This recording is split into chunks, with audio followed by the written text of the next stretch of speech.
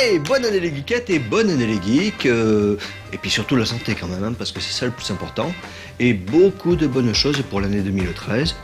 Ce qui commence tout de suite, puisqu'on va regarder la critique de Disney Epic Mickey Power of Illusion, un reportage sur Sly Raccoon Feels in Time et un Retro Magics consacré à J-Police. C'est bon, elle est bonne?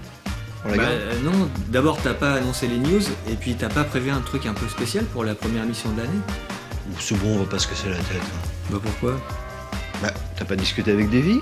Ni avec Médoc? Non, je l'ai raté. Ah bah d'accord. Mais en fait, ils t'ont pas expliqué donc que vu que c'est la fin du monde, que nous, on tourne le 19 décembre, que l'émission normalement doit être diffusée le 8 janvier, la fin du monde sera passée entre les deux, et que personne ne verra jamais cette émission. Non mais me dis pas que tu crois à ces bêtises, le monde va pas s'arrêter le 21 décembre. Mais non, tu me crois pas neuneux à ce point. Je sais très bien que le monde ne s'arrêtera pas le 21 décembre, puisque moi, je connais vraiment la vraie prophétie des Mayas. Mais toi, tu n'as pas l'air d'être au courant. Laisse-moi un petit peu te raconter comment ça s'est vraiment passé. Ramenez-moi ces enfants, il me les faut vivants!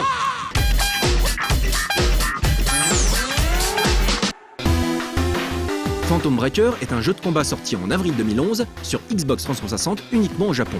Dans un style qui pourra rappeler celle des productions Type Moon, genre Melty Blood, le joueur dirigeait une des héroïnes présentes pour des combats en face à face. Son spin-off, baptisé Battlegrounds, débarquera sur le Xbox Live Arcade courant 2013. Il s'agira cette fois d'un beat'em all dans la lignée d'un Scott Pilgrim, la touche immédiatement reconnaissable de Paul Robertson pour les persos en moins, évidemment. Le jeu disposera d'un mode story, jouable en local jusqu'à 4, et d'un mode arcade, en local tout seul, pour s'essayer à du time attack ou d'autres défis. Du côté des modes en ligne, il y aura un mode coop de 2 à 4 joueurs et un mode Battlegrounds qui donne donc son nom au jeu. Dans ce mode, les joueurs pourront commander les personnages qu'ils ont fait évoluer durant le mode story pour se livrer à des batailles royales impitoyables en arène. Il devrait coûter moins d'une dizaine d'euros et son look séduisant devrait au moins donner envie de lui laisser sa chance.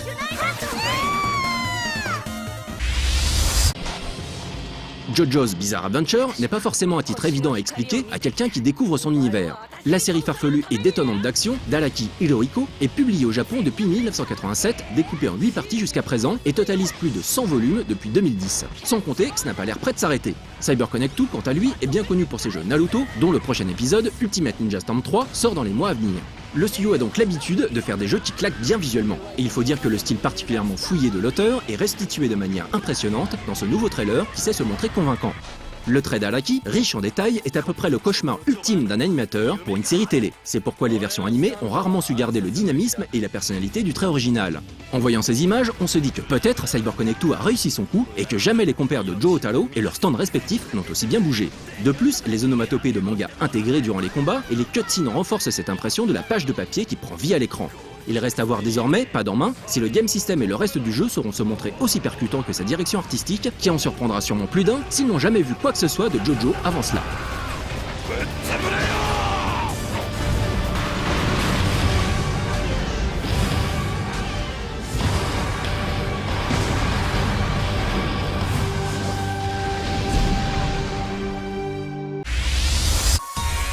Pour la nouvelle année, Forza Horizon, sorti sur 360 en octobre dernier, continue à proposer de nouveaux DLC, avec cette fois son pack Recaro, constructeur automobile réputé pour ses sièges, qui équipe de nombreux modèles de voitures de course. Au programme, 6 nouveaux modèles, dont la fringante Lotus Exige S 2012, ou des modèles plus massifs, type van, comme cette Cadillac Escalade. Ceux qui possèdent le Season Pass pour ce jeu peuvent déjà télécharger ces nouvelles voitures et bénéficieront également d'un autre modèle exclusif, la Pagani Zonda 5 Roadster 2009. Pas de nouveaux circuits dans ce pack, ce qui explique un prix plus léger pour ceux qui se laisseraient tenter par les packs à l'unité, soit 400 points Microsoft. Prix et contenu nettement moins conséquents que le précédent pack Rally. Ceux qui ont le Season Pass se sont sans doute déjà procuré ces nouveaux bolides depuis le début de l'année. Les autres ne s'y intéresseront probablement pas plus que ça.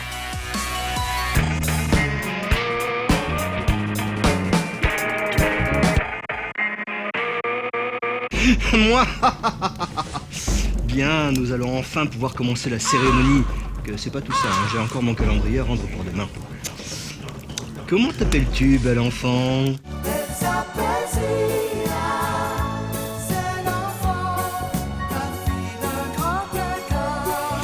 Bon, ça va ma grande, c'est pas trop inconfortable?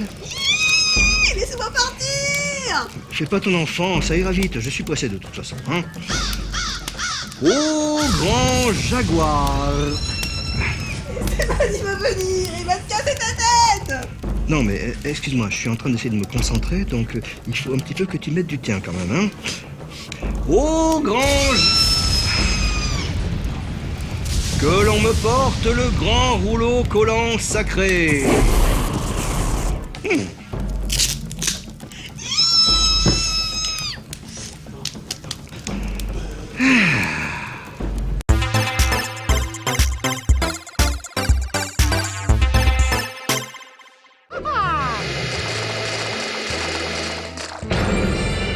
Disney Epic Mickey Power of Illusion est un jeu 3DS sorti en même temps que Epic Mickey, le retour des héros. Mais il ne s'agit pas d'une conversion 3DS du titre Junction Point, même si le studio de Warren Spector a participé à son développement. Non, il s'avère être un jeu de plateforme à part, développé par Dream Rift, dont la mission première était de rendre hommage à Castle of Illusion, starring Mickey Mouse. Si vous ne connaissez pas encore ce classique de la Mega Drive sorti en 1990, on vous invite à aller voir le Retro & Magic consacré à la saga Illusion, visible sur No Life Online. Power of Illusion se présente donc comme un jeu de plateforme 2D avec des graphismes travaillés et un joli scrolling différentiel, reprenant à la sauce stylet certaines des mécaniques de gameplay de la série Epic Mickey.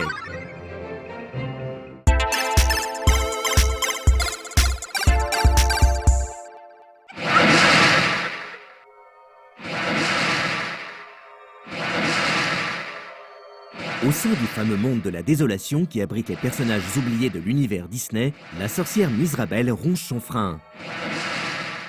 Mizrabel est en fait l'antagoniste de Mickey dans Castle of Illusion. Une jolie référence donc, faisant habilement le lien entre Epic Mickey et le classique 2D.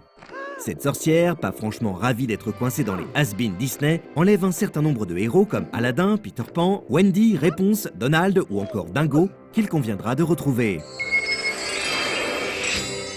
Évidemment, c'est Mickey qui s'y colle, accompagné pour cela de Jiminy Cricket. Power of Illusion fait ici preuve d'une certaine originalité. Une fois sauvés, les personnages Disney rejoignent la forteresse. Située à l'intérieur du château des illusions, celle-ci fonctionne comme un hub central où les héros sauvés prennent leur quartier. En y retournant, ils proposeront à Mickey des mini-quêtes qui permettront d'obtenir des étoiles à l'aide desquelles on pourra upgrader les pièces du château. Ce système de quête reste assez léger, ces dernières nécessitant la plupart du temps d'aller discuter avec un ou deux personnages pour récupérer tel ou tel objet. Mais aussi léger soit-il, il a le mérite d'être présent, le hub incluant même une boutique remplie de bonus tenue par Picsou. Une façon agréable de briser la routine des niveaux et de mettre en avant l'univers Disney du jeu.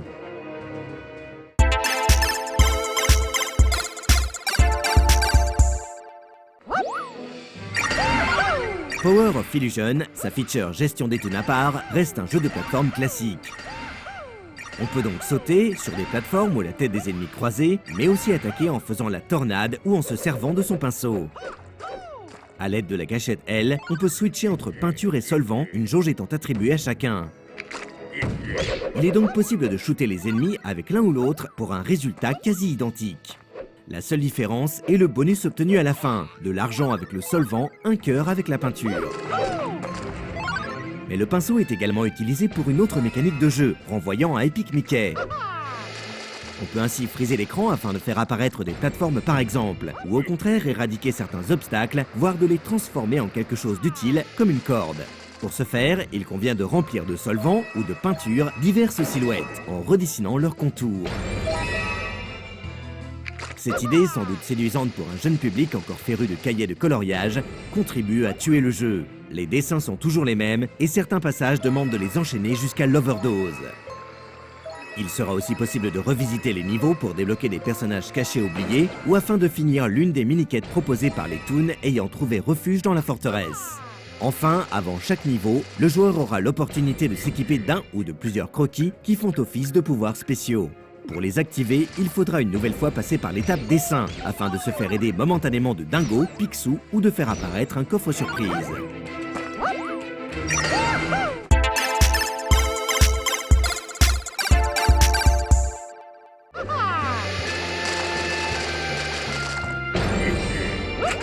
Il est évident que cet Epic Mickey Power of Illusion est pétri de bonnes intentions.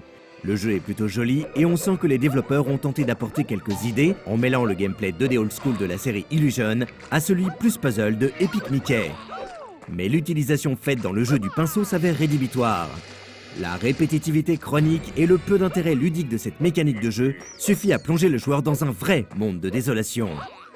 La faible durée de vie de ce titre 3DS et un gameplay plateforme finalement moins satisfaisant que celui proposé dans les années 90 ne font qu'amplifier notre déception. Les jeux de plateforme de qualité ne manquent pas sur 3DS. Entre les Mario de Nintendo et des titres téléchargeables tels que VVVVVV, Mutant Mudds ou encore Mighty Switch Force, on vous conseillera donc plutôt d'aller voir de ce côté-là.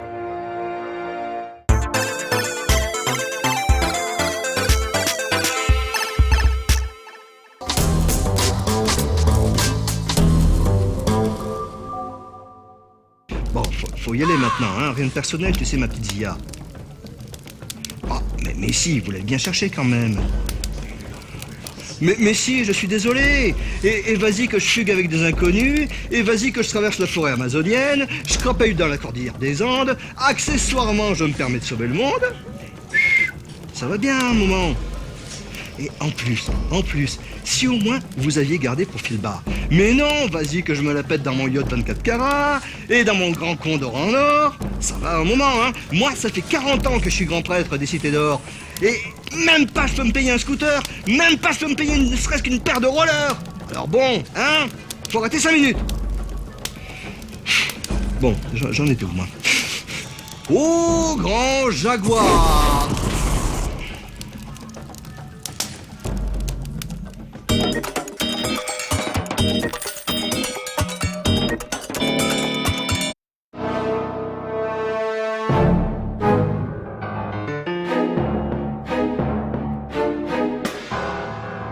Sly Raccoon Thieves in Time est le 4e volet de la série et le tout premier à sortir nativement sur PS3. Prévu pour le mois de mars prochain, ce dernier place le gang habituel dans un contexte très retour vers le futur, avec machine à remonter dans le temps et tutti quanti. Ça tombe bien, vu que la série n'avait pas accueilli de nouvel épisode depuis 2005, date de sortie de Sly 3 sur PlayStation 2. Parmi les nouveautés, on notera le fait que le jeu a changé de crèmerie. Ce n'est plus le studio Sucker Punch qui le développe, mais Sanzaru Games. Pour nous parler de ce nouveau volet, nous avons été à la rencontre de son producteur chez Sony, qui connaît le raton laveur tout en cel shading sur le bout des doigts.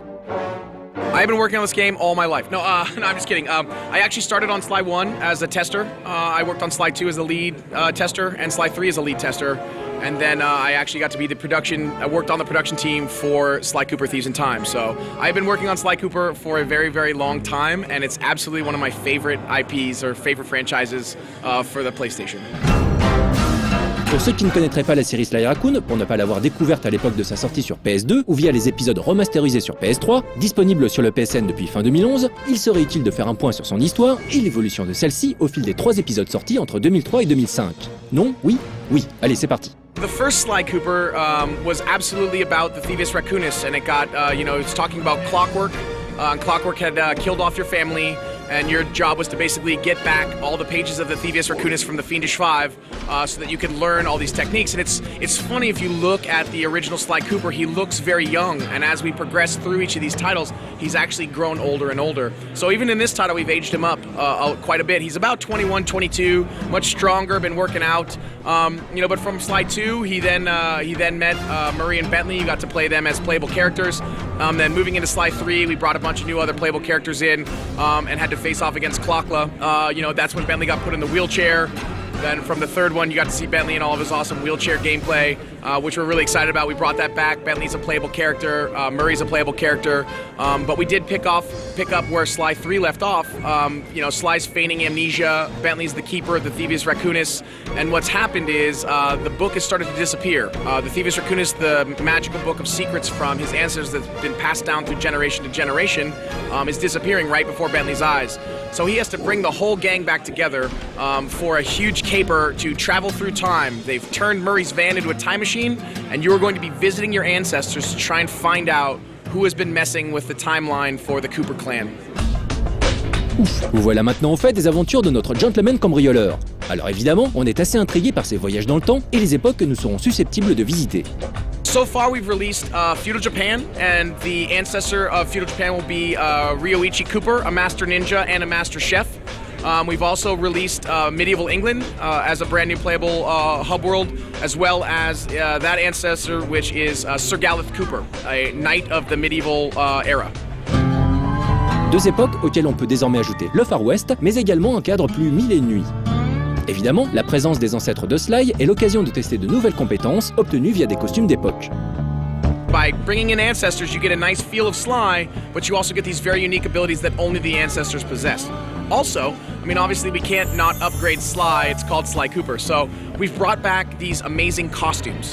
Costume gameplay is what we're calling it. And in the original games, this was kind of disguises. It would be an area that you can't get into. What's great now is we've actually afforded these costumes brand new abilities. So Sly Cooper in medieval Japan has a fantastic samurai suit that is impervious to flame, and it also allows you a shield that knocks back fireballs. And that will play out through the whole environment. You'll see awesome puzzles involving those costumes. But also in medieval England, we are now showing off the archer costume, which allows Sly to use a bow and arrow and launch arrows with ropes attached into targets, which will then create rope bridges that will allow him to get to places he normally wouldn't have been able to travel to. L'infiltration light, propre à la saga, fera aussi son retour avec des gardes à éviter, voire à dévaliser en leur faisant les poches. L'argent récolté permettra de débloquer de nouvelles attaques ainsi que des gadgets qui pourront être mis à profit durant les missions. Celles-ci se déroulent d'ailleurs dans des mini-mondes ouverts, remplis de bonus plus ou moins cachés et de défis à relever. Sous ses airs enfantins et son gameplay relativement assisté, Sly Raccoon Thieves in Time s'avère finalement plutôt riche et parvient à apporter quelques innovations à la série. Toujours aussi joli, le jeu conserve sa patte cel shading et regorge d'animations rigolotes, renforçant l'impression d'évoluer dans un vrai cartoon. Prévu à la fois sur PS3 et PS Vita, ce titre pourra être acheté sur PS3 et téléchargé gratuitement via le PSN sur la Vita. Non seulement Sly 4 bénéficiera d'une sauvegarde commune via la fonctionnalité cross-save, mais en plus, il sera possible d'utiliser la portable Sony pour dénicher des trésors en réalité augmentée. La PS Vita, avec le jeu, fait alors fonction de lunette à rayon X et il suffit de tapoter sur son écran tactile pour illuminer sur la télé les bonus cachés dans l'environnement, comme les bouteilles de glu et autres trésors. Un jeu que l'on n'attendait pas forcément, mais qui pourrait bien faire son petit effet lors de sa sortie française en mars prochain.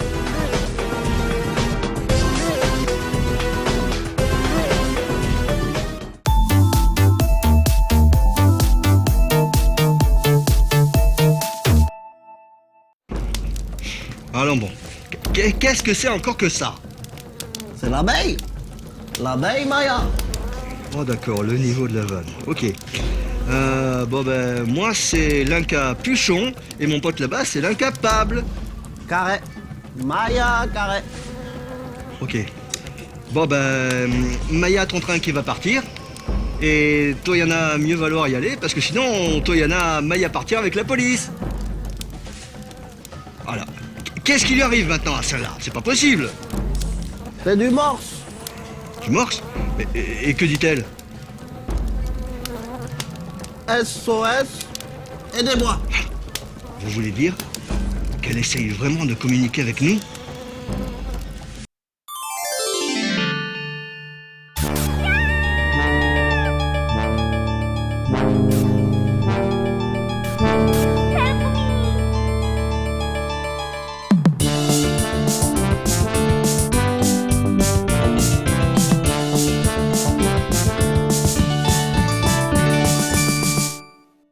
Après une période faste sur Amiga et console 16 bits, l'ère 32 bits aura été une autre grande époque pour l'éditeur anglais Psygnosis, avec une série de hits notamment sur PlayStation, comme Wipeout bien sûr, Colony Wars, ou la série qui nous intéresse aujourd'hui, celle des G-Police.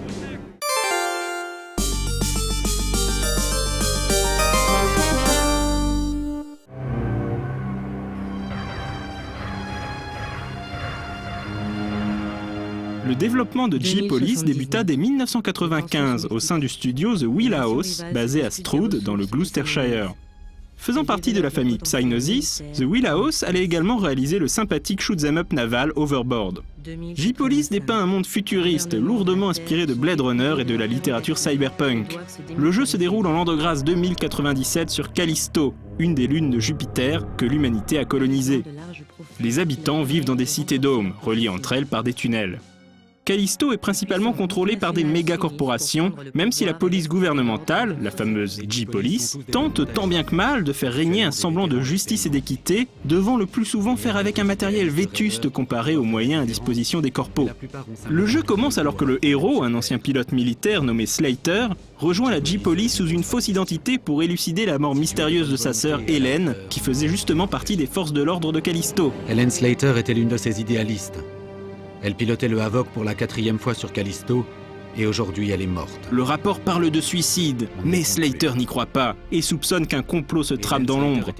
Alors que cette idée d'un personnage dissimulant sa vraie identité aurait pu être un élément scénaristique intéressant, le subterfuge est éventé dès le début du jeu par Horton, le commandant de la J-Police, qui perce Slater à jour immédiatement. Je ne sais pas qui vous essayez de berner avec ce faux nom, Slater, mais ça ne prend pas avec moi. Ce qui ne l'empêche pas de lui confier un hélicoptère et l'envoyer en mission. Les premières missions du joueur le mettront aux prises avec les gangs qui terrorisent la population de Callisto. Mais Slater et ses collègues soupçonnent que les gangs sont en réalité armés par l'une ou l'autre des méga-corporations. Rapidement, les flics gouvernementaux se retrouvent confrontés à une menace plus sordide, un complot visant à numériser la conscience des meilleurs pilotes pour en faire des IA, de véritables fantômes dans la machine, qu'une des corporations pourrait ensuite dupliquer et vendre au plus offrant. Cette intrigue, plutôt riche pour un shoot'em up, était racontée à grand renfort de cinématiques en images de synthèse très soignées. Et tuer, c'est tout ce qui compte. Quand ils sont arrivés dans les colonies, les J-Police opéraient comme n'importe quelle autre force terrestre. Ils ont été massacrés sans pitié. D'un point de vue gameplay, J-Police est un shooter 3D dans lequel le joueur a toute liberté de se déplacer dans son environnement à 360 degrés. On pense immédiatement à des titres comme Terminal Velocity, Descent ou Extreme Assault. J-Police se démarque en proposant des environnements urbains complexes, la présence de civils et un découpage sous forme de missions aux objectifs variés comme escorter un convoi de police, scanner des véhicules suspects et bien entendu tirer sur les méchants. Les munitions étant limitées, le joueur devait faire preuve de stratégie pour espérer survivre, d'autant plus que le niveau de difficulté était assez élevé. À l'époque de sa sortie, J-Police extasiait par ses graphismes qui mettaient en scène des cités tentaculaires et des effets de lumière impressionnants. Si sur PlayStation la claque visuelle était limitée par le champ de vision très réduit, sur PC le jeu fut l'un des premiers titres à exploiter les cartes graphiques AGP, permettant d'en mettre plein les mirettes. A noter que la campagne marketing du jeu fut accompagnée par un véritable petit dessin animé réalisé par Peter Chung, là encore assez spectaculaire.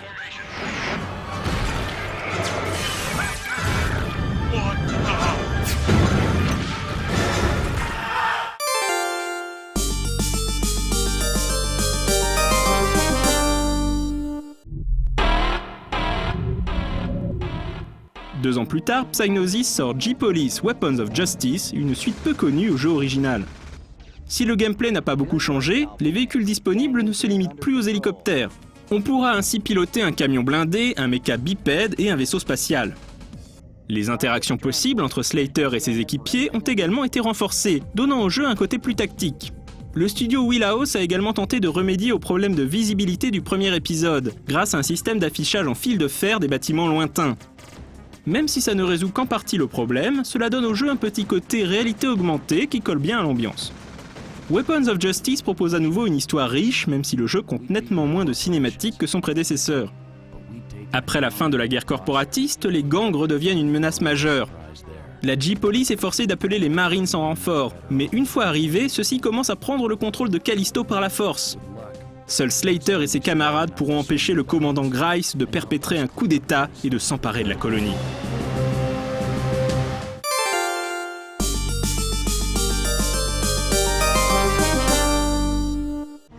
Bien que la fin de Weapons of Justice laissait présager une suite, le studio Wheelhouse fut fermé à l'orée des années 2000. Les jeux J-Police, malgré de bonnes critiques, ne rencontrèrent qu'un succès modeste auprès du public, poussant Psygnosis à interrompre la série après seulement 2 épisodes. Dommage.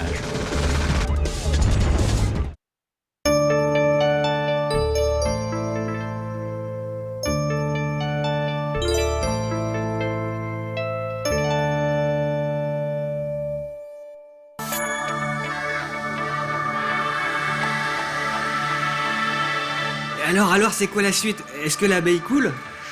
Mais non, enfin, on ne dit pas c'est quoi la suite, on dit c'est quand la suite. Mes bien chères geekettes, mes bien chers geeks, avec des bisous, au revoir et à bientôt. et l'abeille coule. L'abeille coule, l'abeille coule, l'abeille coule, l'abeille coule, l'abeille coule, l'abeille coule, l'abeille coule.